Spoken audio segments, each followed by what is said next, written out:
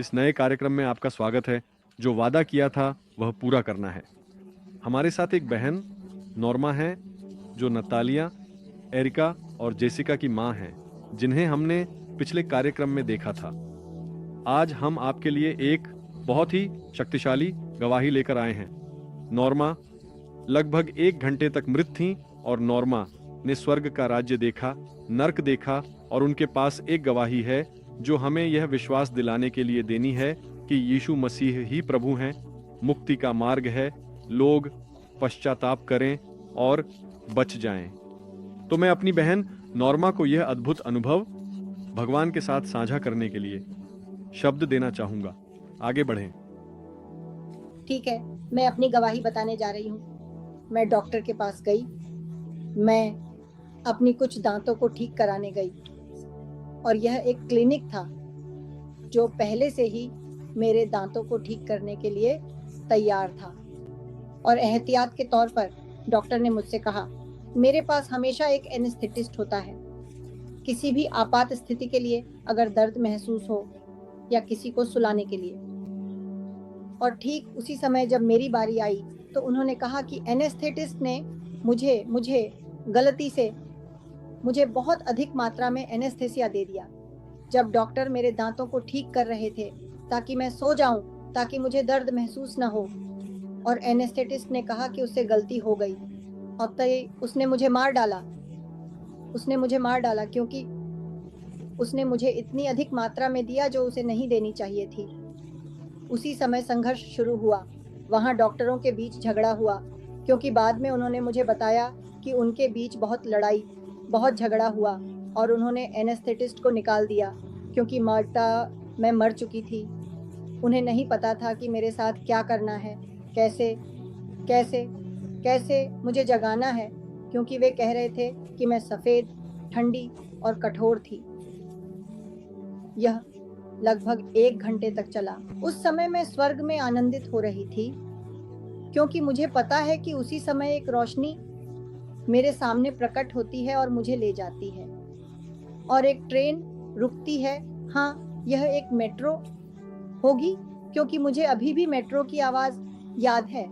मैं बैठ जाती हूँ, दरवाजे बंद हो जाते हैं, सब कुछ महसूस होता है और मेट्रो बहुत तेज़ी से चलती है, लेकिन बहुत तेज़ी से, एक अंधेरे सुरंग से होकर। और जब सुरंग के अंत में पहुँचती है, एक रोशनी दरवाजे खोलती है और मैं उतर जाती हूँ। और मैं बहुत सारे लोगों के पास जा रही थी और मैं नहीं जान पाई कि वे कौन थे जो जा रहे थे, क्योंकि यह सब कुछ ऐसा था, ठीक से नहीं दिख रहा था, ट्रेन जैसे अंधेरी थी। मैंने लोगों को देखा, सभी बैठे हुए थे, कोई भी खड़ा नहीं था। वह रोशनी, मैं मेट्रो से उतरती हूँ और रोशनी मुझे दिखाती है कि मैं देख रही थी कि यह नरक था। यह आग से भरा एक गड्ढा था। कई आत्माएं जैसे नग्न, बिना कपड़ों के, चिल्ला रही थीं, हाथ जोड़कर चिल्ला रही थीं, मुझे यहाँ से निकालो, मुझे यहाँ से निकालो। लेकिन एक ऐसा शोर था कि मैं पागल हो गई। मैं इतनी डर गई कि मैंने प्रभु से प्रार्थना की कि मुझे उस जगह से बाहर निकालें। बस मुझे बाहर से दिखाया, लेकिन यह एक आग थी जो उन्हें खा रही थी और चिल्लाते हुए कह रहे थे, मुझे यहाँ से निकालो। लोग गिर रहे थे, बाहर निकलना, भागना चाहते थे और फिर से गड्ढे में गिर जाते थे।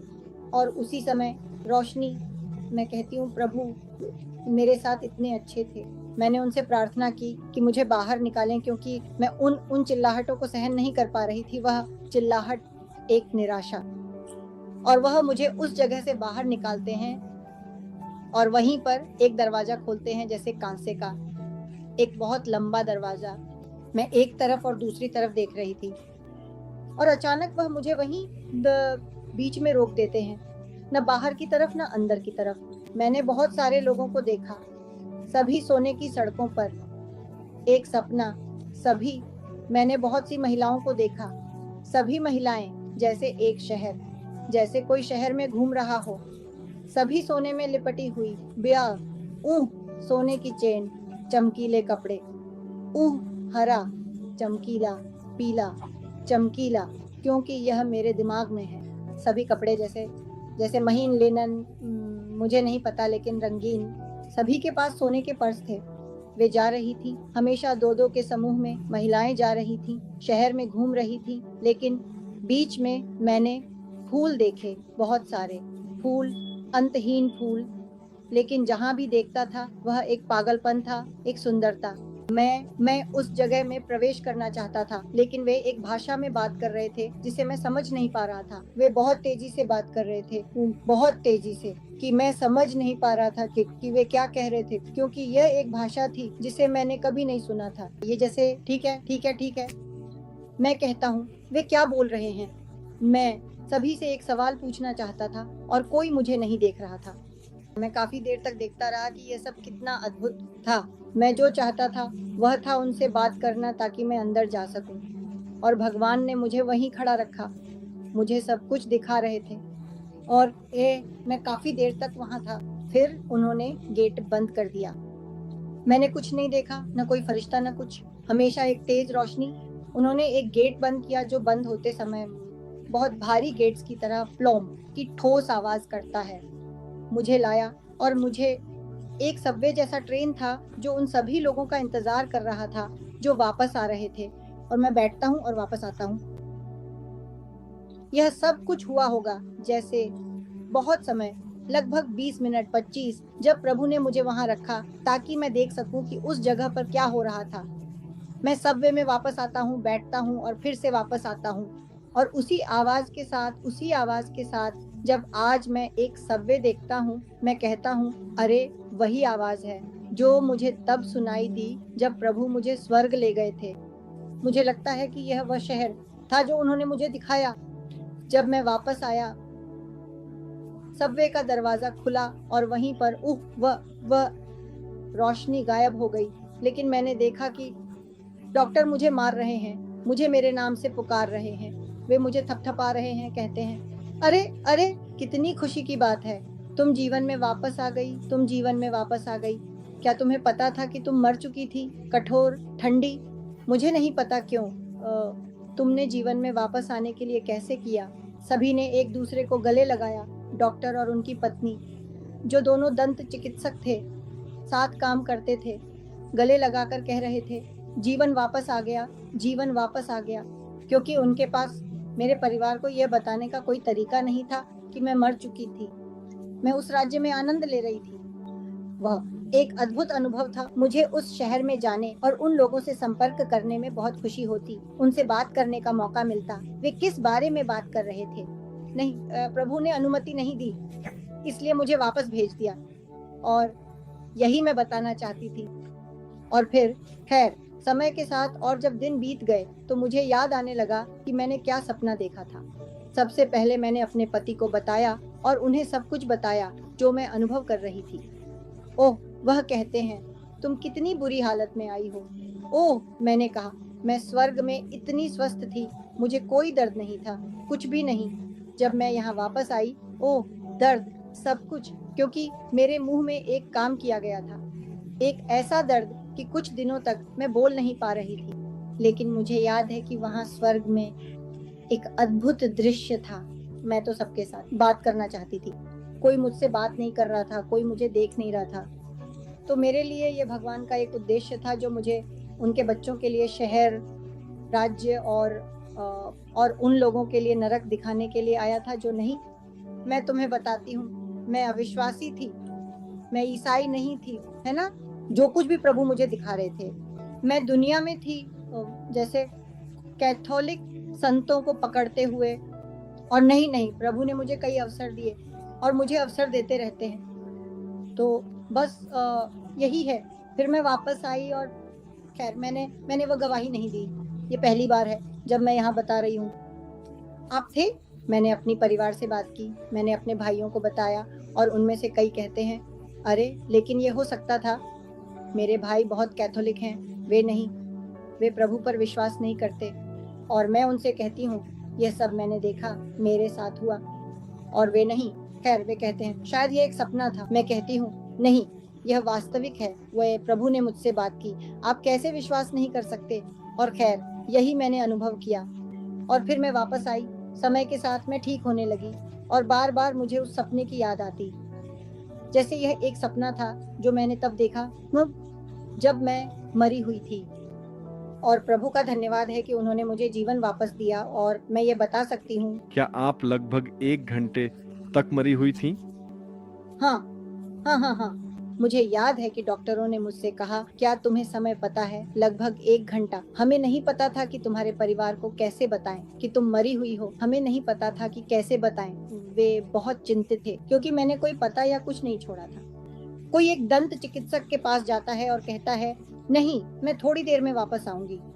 और कभी कभी ऐसा नहीं होता।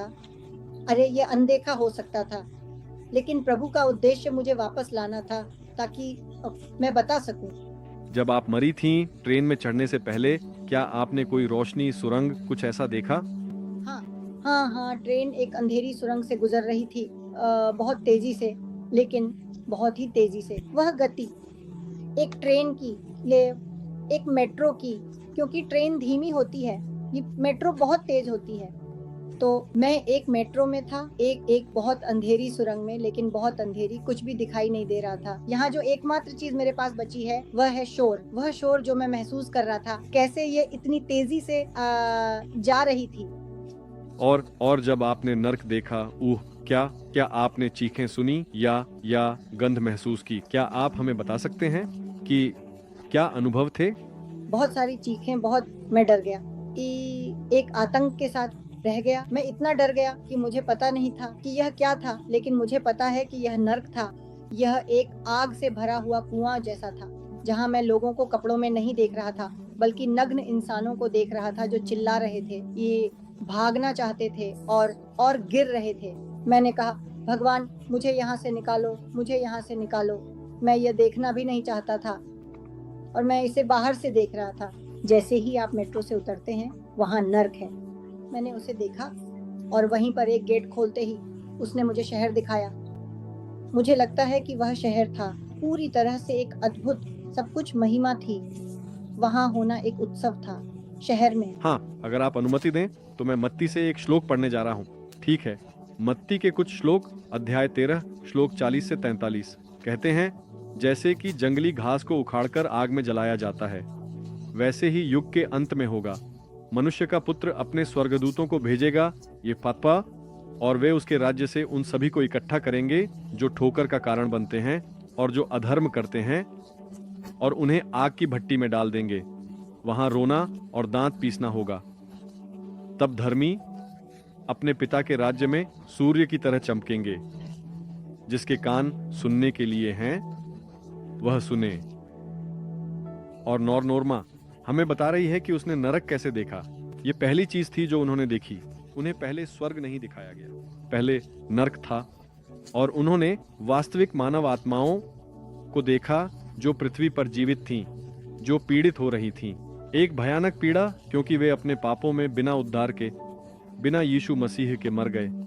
केवल उनमें ही पापों की क्षमा है, और वह इसका गवाह दे रही हैं। वह अविश्वासी थीं, और भगवान ने अपनी दया से उन्हें एक और मौका दिया, क्योंकि वह वहीं समाप्त हो सकती थीं। क्योंकि बाइबल कहती है कि मूर्ति पूजक परमेश्वर के राज्य के वारिस नहीं होंगे, जो लकड़ी, प्लास्टर, मूर्तियों, प्रतिमाओं और परमेश्वर से पहले बनाए गए प्राणियों की पूजा करते हैं। और अच्छा, एक सवाल नोरमा, क्या आपने कुछ सूंघा? क्या नर्क में कोई गंध थी? उस समय मुझे याद नहीं है, लेकिन जैसे मैं अपने बारे में बात करूंगी, उस समय मुझे इतना डर था कि मैंने गंध महसूस नहीं की। मुझे पता है कि गंध महसूस होती है, कई लोग बताते हैं, लेकिन उस समय मैं इतने डर में थी, क्योंकि आप सुन नहीं सकते। वे चीखें दिल दहला देने वाली होती हैं, जैसे कि निराशा व्यक्त कर रही हूँ। ऐसा लगता है कि आपको कुछ भी महसूस करने का समय नहीं मिलता। जो मुझे पता है वह यह है कि यह एक भयानक चीज है। मुझे लगता है कि कोई भी वहां से गुजरना या सपने में भी देखना नहीं चाहता। चीखें बहुत, निराशा, एक निराशा। अरे, कुछ लपटें जो हर समय जलती रहती थी। प्रेम सत्य का प्रचार करना है, और क्योंकि हम उनसे प्रेम करते हैं, हम उन्हें बता रहे हैं कि मृत्यु के बाद क्या होता है। और परमेश्वर का वचन इसकी पुष्टि करता है ताकि इस कार्यक्रम को देखने वाले सभी लोग बच सकें और नष्ट न हो और अनंत दंड में न जाएं। क्योंकि नॉर्मा के मामले में भगवान ने उसे दया दी, उसे एक और मौका दिया और वह अपने शरीर में वापस आ गई। लेकिन हर दिन दुनिया भर में हजारों लोग बिना उद्धार के मर जाते हैं और वे वापस नहीं आते। यह यीशु के पास आने का तुम्हारा मौका है। मैं एक और पद पढ़ना चाहता हूं। अभी मैं नॉर्मा से और सवाल पूछने जा रहा हूं। प्रकाशित वाक्य अध्याय 21 पद 8। यह परमेश्वर का वचन है, मनुष्य का वचन नहीं। यह कहता है, लेकिन कायर और अविश्वासी जो विश्वास नहीं करते और जो यीशु का अनुसरण करने से डरते हैं, उस पर विश्वास करने से, उसकी आज्ञा मानने से, कायर और अविश्वासी, घृणित और हत्यारे, व्यभिचारी और जादूगर, मूर्ति पूजक और सभी झूठे अपनी जगह उस झील में पाएंगे जो आग और गंधक से जलती है, जो दूसरी मृत्यु है। नॉर्मा, क्या तुमने आग की झीलें देखी या सिर्फ लपटें? या तुमने इसे कैसे देखा? मुझे याद है कि मैंने जैसे जैसे लाल आग देखी, जैसे लपटें जो उन्हें खा रही थी, जो जैसे लोग जल रहे थे उनके पास कैसे समझाऊं। ये एक विशाल कुआं था। जैसे ही तुम मेट्रो से नीचे उतरते हो, जैसे ही नीचे उतरते हो, यह पहली चीज थी जो उसने मुझे दिखाई। मैं कहता हूँ कि राज्य के पास मैंने देखा वह एक विशाल कुआं जो आग से भरा हुआ था, आग से भरा हुआ, लेकिन ऐसी लाल आग जो तुम्हें जिंदा जला दे, और लोगों की हताशा जो भागने की कोशिश कर रहे थे और माफ करना, यही इस कार्यक्रम की महत्ता है। हमें दुनिया को यह बताना होगा कि एक आग का भट्ठा है, एक वास्तविक नर्क है। ये कोई रूपक नहीं है, ये कोई किंवदंती नहीं है, ये कोई कहानी नहीं है। यह एक वास्तविकता है कि पापी की मृत्यु के बाद उसे नर्क का सामना करना पड़ता है अगर वह पश्चाताप नहीं करता और अगर वह उद्धार के लिए यीशु मसीह के पास नहीं आता। इसलिए ठीक है, आप मल हम आगे बढ़ते हैं। अरे, क्या तुम फिर से उस तरह की ट्रेन में चढ़ते हो और अब स्वर्ग की ओर बढ़ते हो? कब?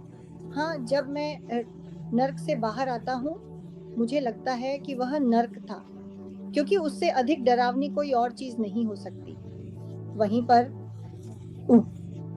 मुझे शहर दिखाया जाता है, सब कुछ अद्भुत जो दिखता है, जिसे कोई भी नहीं खोना चाहिए, प्रभु की चीजें जो अनंत जीवन है।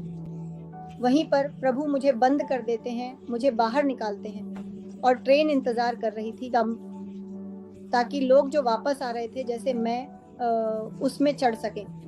ये यहाँ पृथ्वी पर जैसा है, जहाँ लोग काम पर जाते हैं, एक सबवे में चढ़ते हैं, वैसे ही वो आवाजें जो बहुत से लोग थे जिन्हें मैं सुन रही थी, जो ट्रेन में बात कर रहे थे, लेकिन मैं नहीं बोल रही थी, मैं जा रही थी जैसे पूरी तरह चिंतित, जैसे मैं कहाँ जा रही हूँ, अब मुझे कहाँ ले जा रहे हैं। ट्रेन में जब दरवाजे अच्छे से बंद हो जाते हैं और मैं वापस आती हूँ और वहीं पर मैं सांस लेना शुरू करती हूँ। क्या यह नर्क से बाहर निकलकर ट्रेन में फिर से चढ़ना और अब महिमा देखना एक राहत थी? हाँ, मैं कह रही थी, अरे भगवान, अब मुझे कहाँ ले जा रहे हैं। मुझे नहीं पता था कि मैं क्या अनुभव कर रही हूँ, लेकिन बाद में जब मैं जागी तो मुझे एहसास हुआ कि मैं क्या देख रही थी। मैं दर्द से बुरा महसूस कर रही थी, लेकिन फिर भी अपने दिमाग में सोच रही थी। वो शोर बहुत समय तक मेरे पास से नहीं गया, वो शोर जो जहाँ मैं यात्रा कर रही थी, जैसे कि वो मेरे दिमाग में दर्ज हो गया। और जब तुमने आकाश देखा तो क्या वे विशाल दरवाजों की तरह थे? हाँ, लेकिन अंतहीन, एक कुछ लोहे के दरवाजे जो जब तक खुलते हैं, मुझे अब भी मेरी याद में वो शोर है। जैसे मैं ऐसा करूंगी, जैसे एक शोर, एक अंतहीन दरवाजा जिसे मैं वहां देख रही थी और यहाँ देख रही थी। यह अंतहीन था, एक अनंत चीज, और जब बाद में ये बंद होता है ताकि मैं वापस आ सकूं, तो ऐसा लगता है कि जब ये बंद होता है तो बहुत जोर से आवाज होती है। मैं कहती हूँ, वे सब लोहे के कांसे के जैसे थे, तुम नहीं जान सकते थे कि वह क्या था। एक अंतहीन चीज यही है जो मेरे मन में बसा हुआ है। और दृश्य कैसा था? क्या वह एक शहर था? क्या वहाँ जंगल थे? एक शहर, एक एक सपना। यह मैं किसी भी व्यक्ति को बताती हूँ जो पास में बैठता है। मैं सबसे पहले जो याद करती हूँ वह यह है कि मैं ये बताना शुरू करती हूँ। सबसे पहले जो मैं बताती हूँ वह यह है कि स्वर्ग में होना कैसा होता है। स्वर्ग में रहने के लिए संघर्ष करना पड़ता है, क्योंकि यह एक अद्भुत जगह है। सब कुछ, मैं कहती हूँ, यहाँ लोग जैसे कि सोने के कपड़े पहनने में कठिनाई महसूस करते हैं, वहाँ सब कुछ सोना सोना सोना ही था।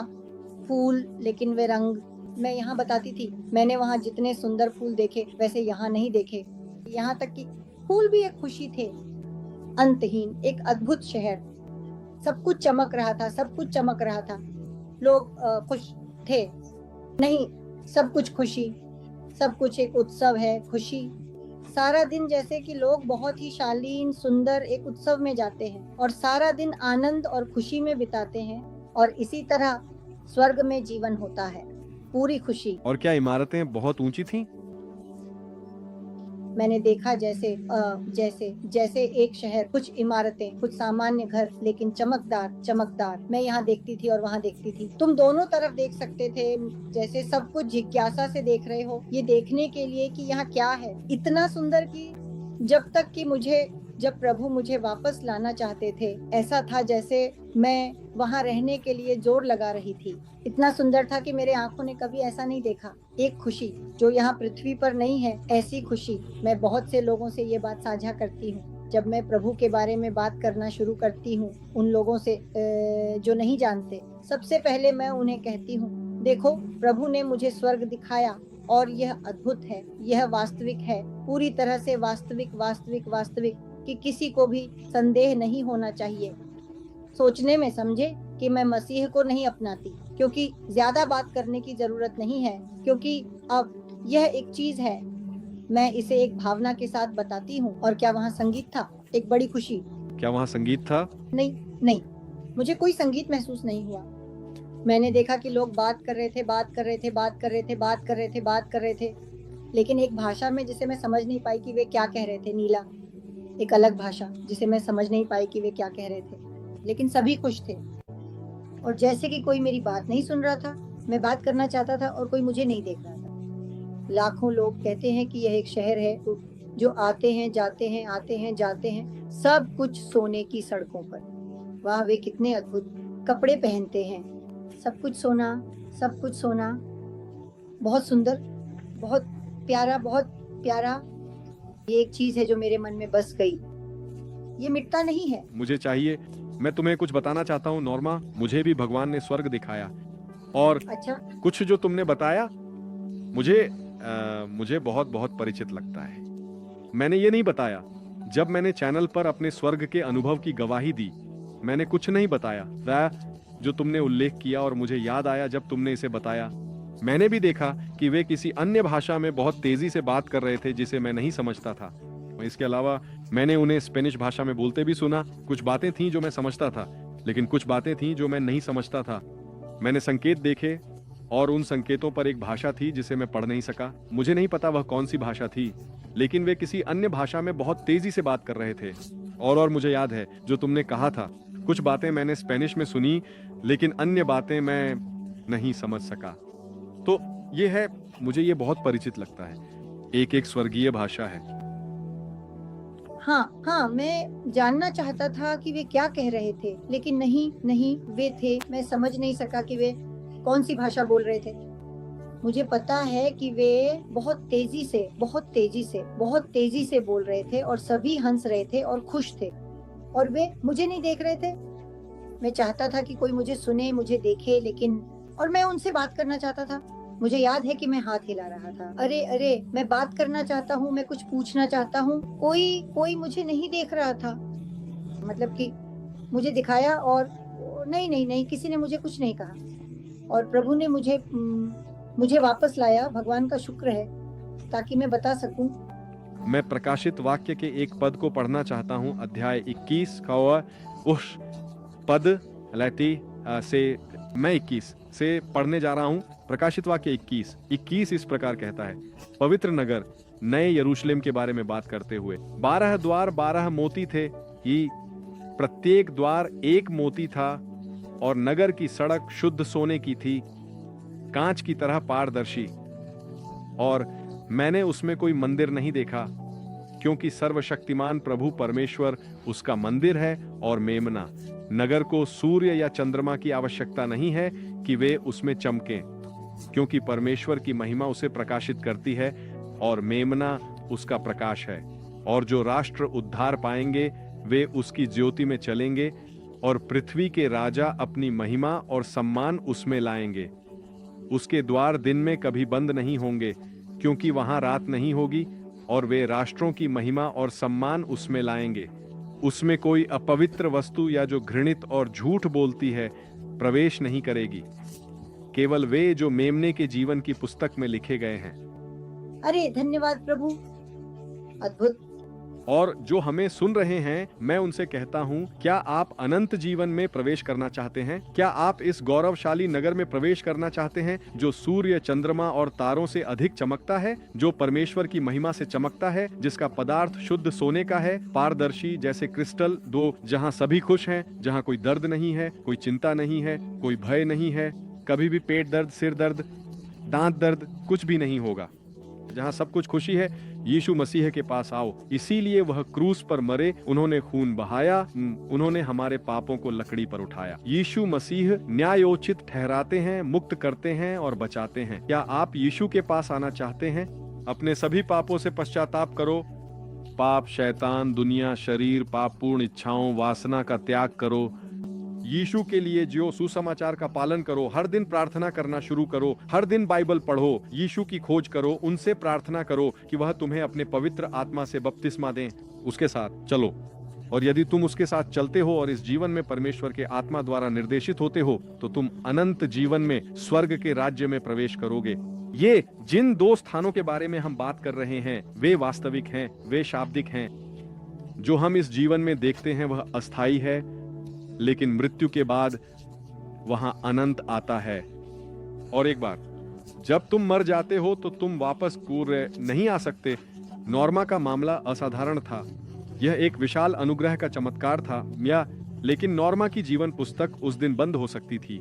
हाँ। और यह इतना आश्चर्यजनक है क्योंकि नॉर्मा ने इसकी कल्पना भी नहीं की थी कि वह एक सामान्य दिनचर्या के दिन गई थी। मैं दंत चिकित्सा के लिए जा रही हूँ, और ये कैसे संभव है कि अचानक वह अनंतता की ट्रेन में जा रही थी, प्रकाश और बिजली से भी तेज गति से अनंत गंतव्य की ओर बढ़ रही थी।